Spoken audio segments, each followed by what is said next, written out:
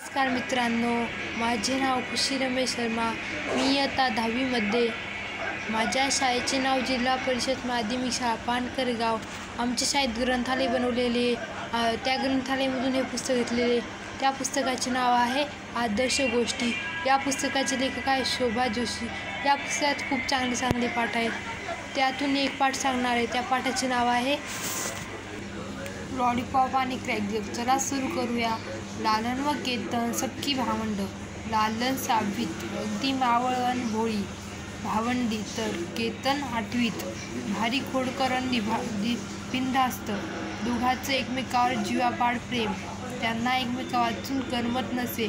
मात्र एकत्र असले की केतन लालनच्या सतत खोड्या काढी. मी त्यामुळे लालनची नेहमी राडारड सुरू असायची. एकदा लालन चित्र रंगवत होती आणि तिथेच बाजूला केतन चेंडूने टपाटप खेळत होता.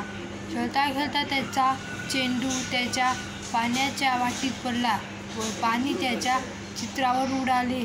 झालं लालनचं गाड बिनसलं.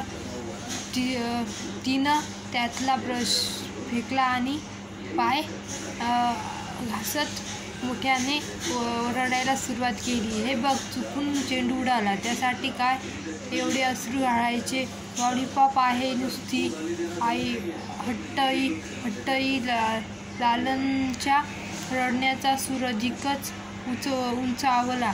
लॉलीपॉप शब्दाने तर आगीत तेल उठले. काय झालं रे? ही एवढी का रडते? तू तिला काय त्रास दिलास?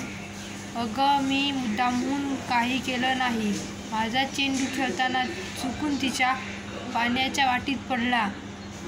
त्यामुळे तिच्या चित्रावर नुसते पाण्याचे 2-4 थेंब उडाले. ते सुकून जातील तेवढ्यासाठी एवढं आकारण करायचं काय? कारण शिवाय मी चुकलो असं म्हणतोय नाही. तरीही रडारड सुरूच. नाटही आटही तो. मला लॉलीपॉप चिडवतो. लॉलीपॉप नाही तर काय, एवढ्या छोट्याशा कारणासाठी रडायला ताळपत्या सुरांची गरज काय आहे? केतन, तू जरा चुप बस. लालन, अगं तो गंमत करतोय, तूही त्याला चिडव. त्यासाठी कशाला रडायचं? आणि एवढ्या लहानसहान करण्यासाठी त्याच्या आईच्या नावाचा शंख कशाला वाजवायचा? तू आता गुंजल बाळ नाहीच राहिलास. अगं आई, कुणाला चिडवायचं तर तीक्ष्ण बुद्धी हवी. तिला नवीन शब्द सुचवायला हवेत ना. वाटतं रे वाटतं.